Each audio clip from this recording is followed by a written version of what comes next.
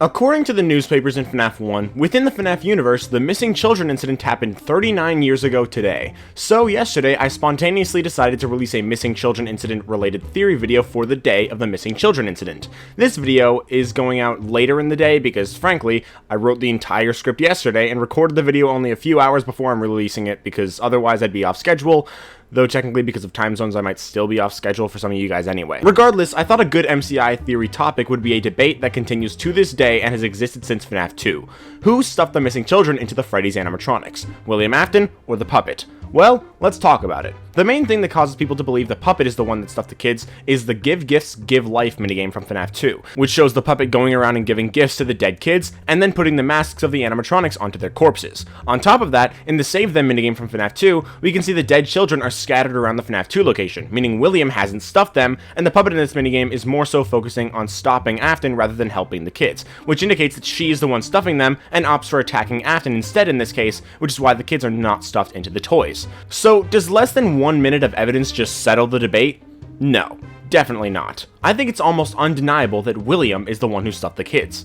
There's 3 main pieces of evidence that convince me that William stuffed the kids, the first being Pizza Party. Just to refresh your memory, Pizza Party is the final level in FNAF VR, which simulates a child being lured in by Spring Bonnie at their birthday party, only to be killed and stuffed into Freddy Fazbear. Outside of probably being where the Mimic learned what it did about William Afton, this is showing an in-game iteration of how Gabriel, the victim who possesses Freddy, dies. Sure, it's a VR recreation of it and it isn't entirely accurate, but I don't think it's meant to just mean nothing. If they're gonna recreate the missing children incident for a game, there's no possibility that they wouldn't include hints about the missing children incident. The most important thing to note for this video is the party hats. Next to or on Bonnie and Chica, there is a party hat. Numerous party hats are around the room, some on the table near Foxy, but none on Foxy. But there is specifically one right next to Bonnie as well as on Chica. This indicates that the missing children have already died, or at least Jeremy and Susie have, and they have already been stuffed. Note, the party hats are on the animatronics, indicating the kids are already inside them. The puppet in Give Gifts, Give Life is shown putting all the masks on after the kids are already dead,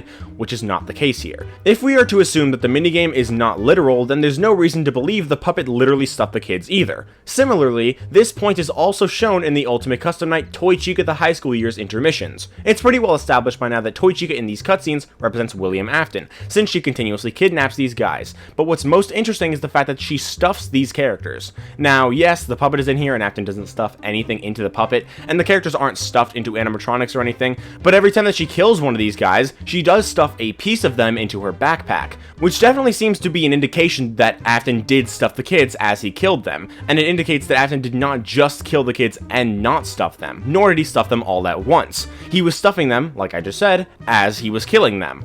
But what's more is that he didn't stuff them after he killed them, and this is by far the most important reason why Afton must have stuffed the kids. See, Afton didn't just kill the kids and then stuff them after they died. No, the kids died from him stuffing them. Like, he stuffed them while they were still alive, and they died in the animatronics. Afton tells us so in the books. It's most cut and dry when Afton is explaining how possession works in the 4th closet, and it is stated that the kids died in the suits. Not only is this the case in the books, but it is also so extremely heavily implied in the very first FNAF game, when Phone Guy tells us that getting stuffed into the animatronics would kill you due to the animatronic devices inside. Put 2 and 2 together, and it's clear that Afton stuffed the kids, and that's how they died. Some argue that the Silver Rise is a different universe where the puppet doesn't even exist, meaning Afton would have had to stuff the kids regardless. That is very much true, but at the same time, there's no reason the missing children incident would be different. In the books, Afton kills the kids to replicate Henry's creation of life with the Charlie bots, following Afton murdering the original Charlie to understand possession and to use it to become immortal.